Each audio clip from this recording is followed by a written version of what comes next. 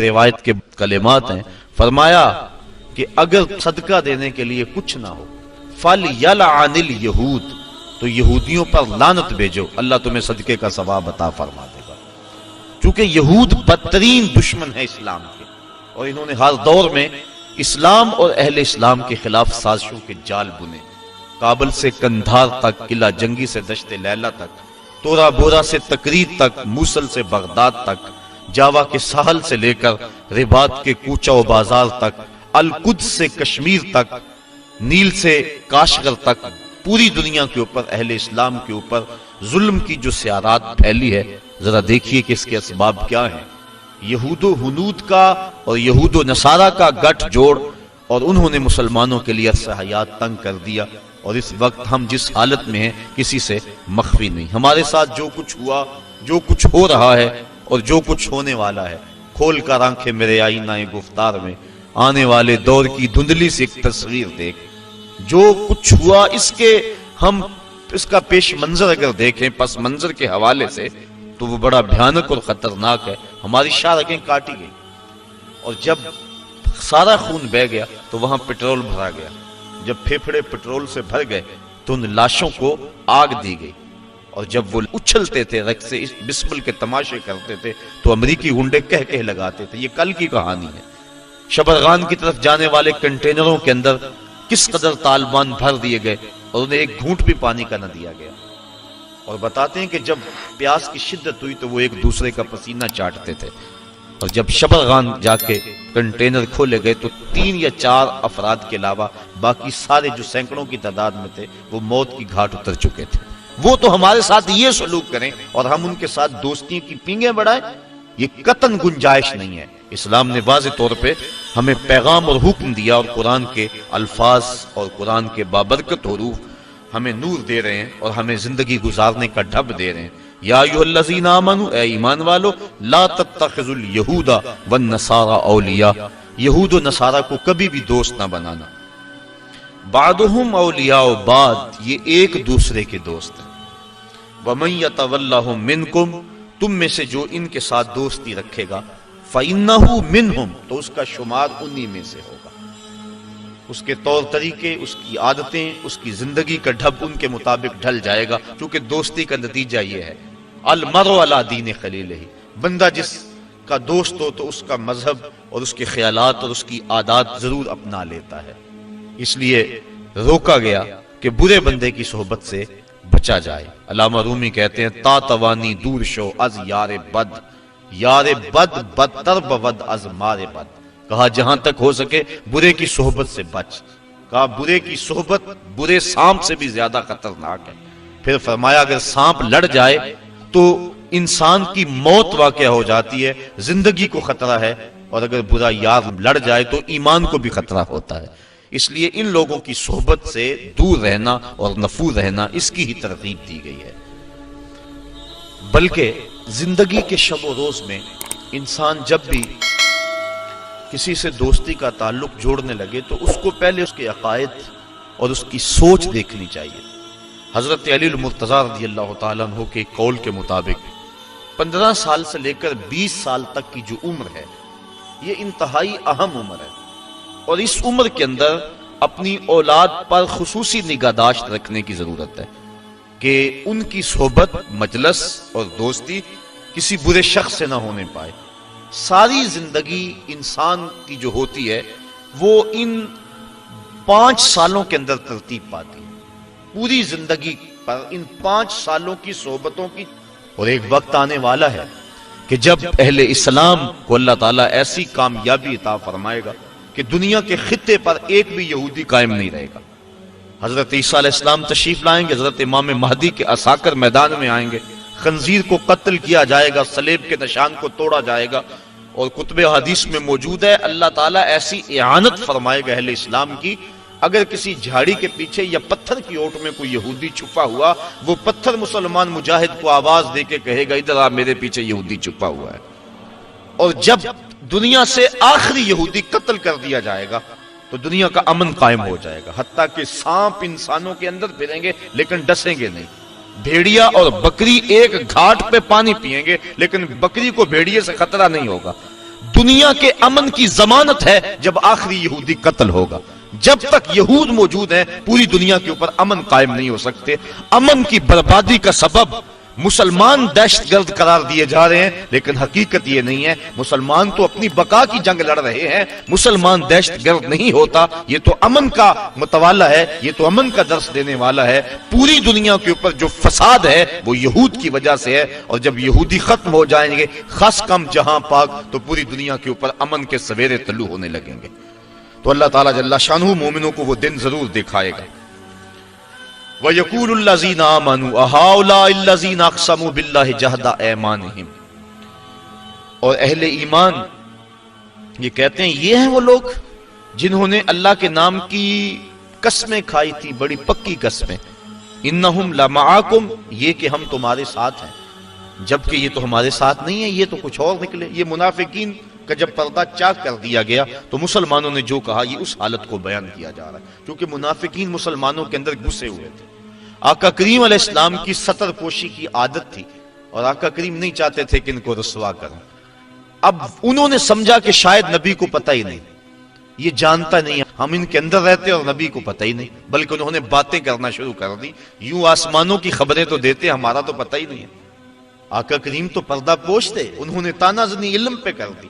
آقا کریم ایک دن منبر پہ تشریف فرما ہوئے، فرمایا مجھے پتا چلا ہے کچھ لوگ میرے علم پہ اعتراض کرتے ہیں. فرمایا پوچھو، جو پوچھو گے بتاؤں گا.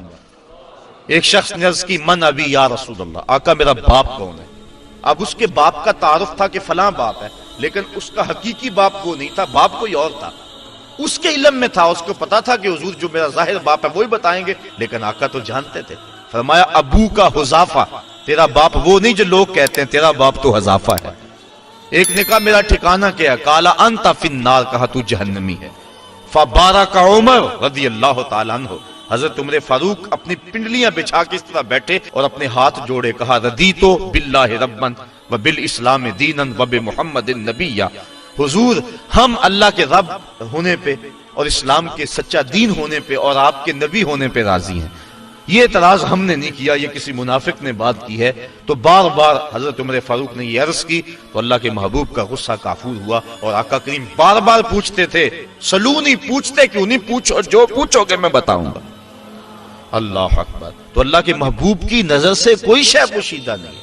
حدیث میں آتا ہے، مشکات کے الفاظ ہیں، آقا کریم ایک دن تشریف لائے اور حضور کے دونوں ہاتھوں میں دو کتابیں تھیں. صحابہ کو کہا جانتے ہو یہ کتابیں کیا ہیں؟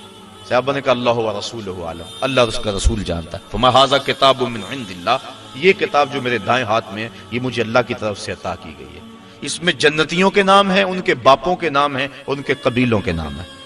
اور فرمایا یہ جو کتاب ہے میرے بائیں ہاتھ میں یہ بھی مجھے اللہ کی طرف سے دی گئی ہے، اس میں جہنمیوں کے نام ہیں، ان کے باپوں کے نام ہیں، ان کے قبیلوں کے نام ہیں. تو نگاہ سے کوئی شے پوشیدہ نہیں ہے. نبی جس کو اللہ نے اتنا بڑا منصب دیا، بھلا اس کو بتلایا ہی نہیں ہے، یہ کیسے ہو سکتا ہے؟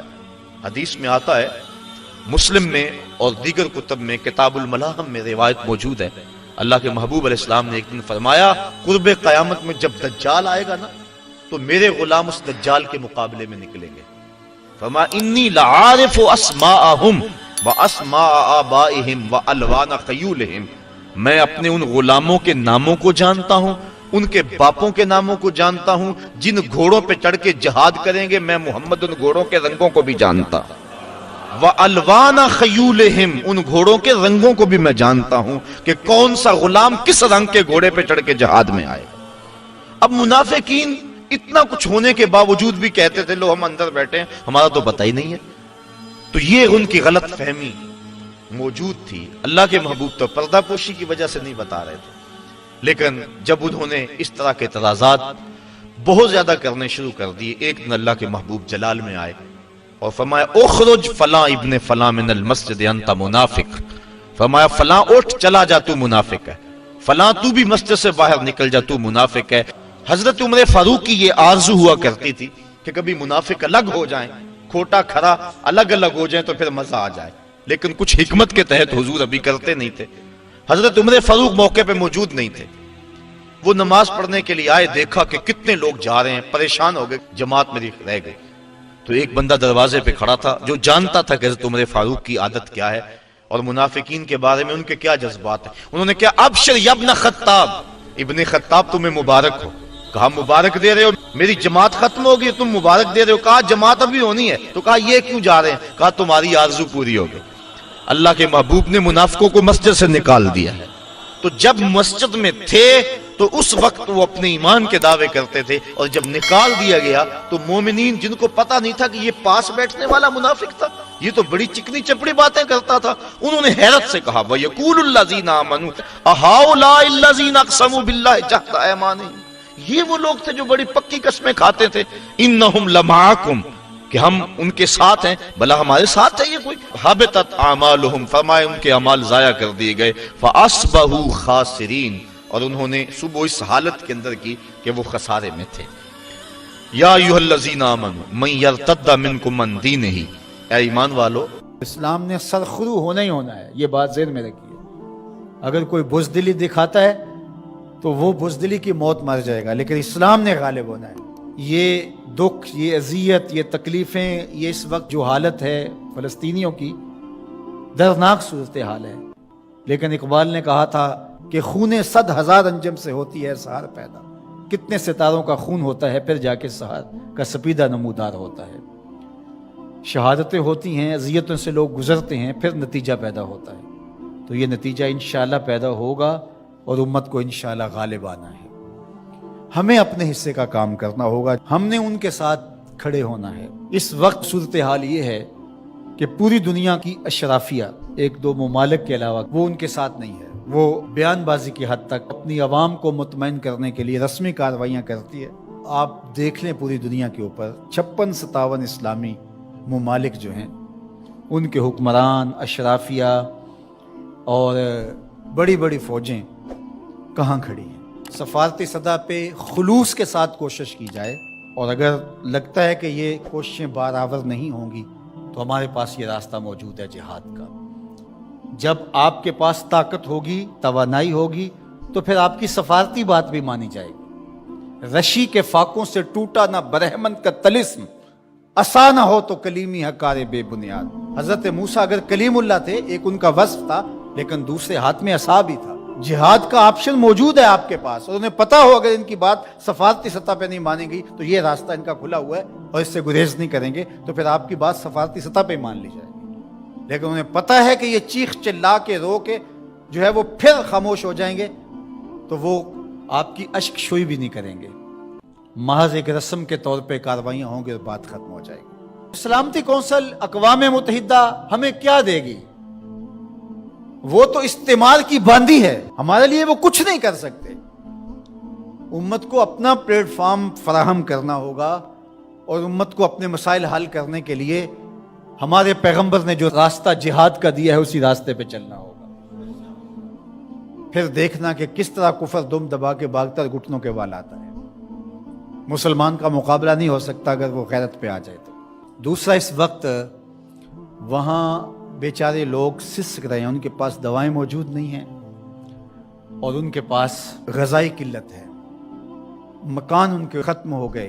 اقوام متحدہ کی رپورٹ کے مطابق 52,000 لوگ بے گھر ہو گئے، اور کہیں اس سے زیادہ لوگ بے گھر ہوئے. یہ تو ان کی رپورٹ ہے.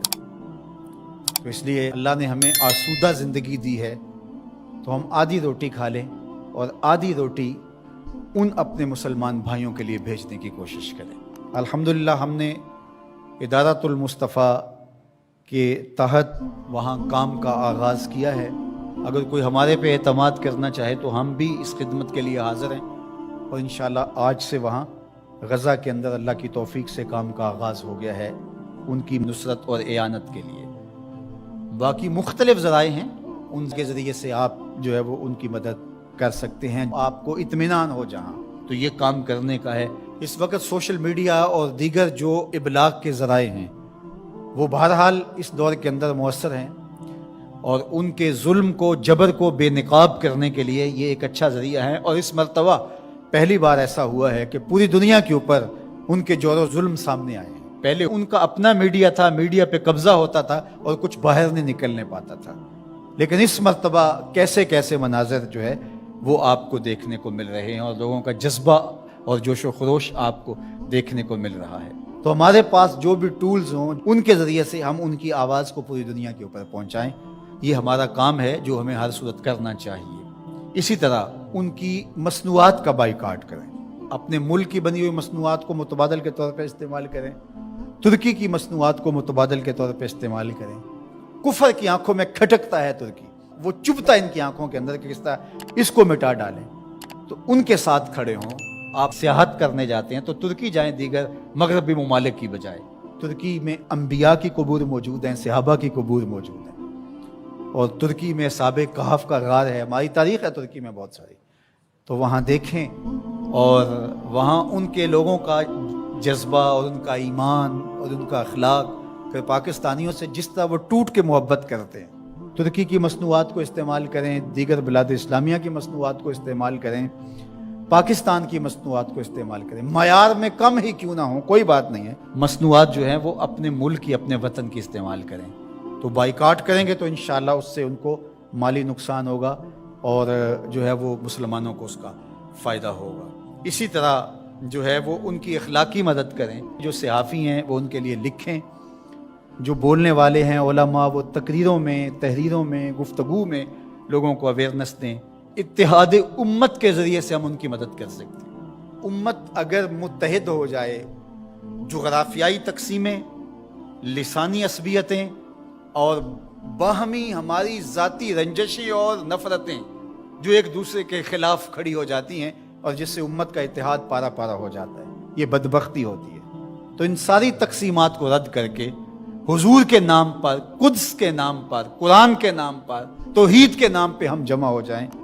الکفر ملت واحدہ، سارا کفر ایک ملت ہے، تو مسلمان کیوں جمع نہیں ہو سکتے ہیں؟ حضور کے نام پہ سب جمع ہو جائیں. امت کی وحدت اس بات کا پیغام ہے کہ دشمن کے چھکے چھوٹ جائیں. میں اپنے ساتھ جڑے ہوئے تمام لوگوں کو کہتا ہوں اپنی اولادوں کو بہت اچھا پڑھائیں، ان کی دینی تربیت آخری حد تک کریں، اور ان کی جو دنیاوی تعلیم ہے اس کو بھی بہتر سے بہترین انداز میں آگے لے کے جائیں.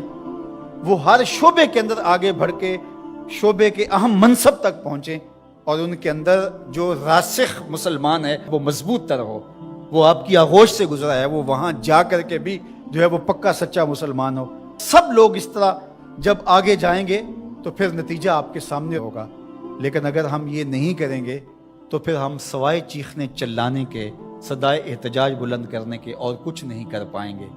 تو بہرحال غالب تو آنا ہی آنا ہے اسلام نے، وہ پھر ہم نہیں ہوں گے، پھر اللہ تعالیٰ کسی اور کو منتخب کر لے گا ہماری جگہ پہ. اگر ہم چاہتے ہیں کہ ہم اور ہماری نسلیں اسلام کی نشأت کے کام آئیں، اسلام کی نہضت کے کام آئیں، تو اس کام کے لیے ہم اپنی نسلوں کو، اپنی اولادوں کو، اپنے رجال کار کو تیار کریں، تاکہ پھر ان جگہ پہ کھڑے ہو کر کے دین کی نصرت اور اعانت کے فریضے کو سر انجام دیں.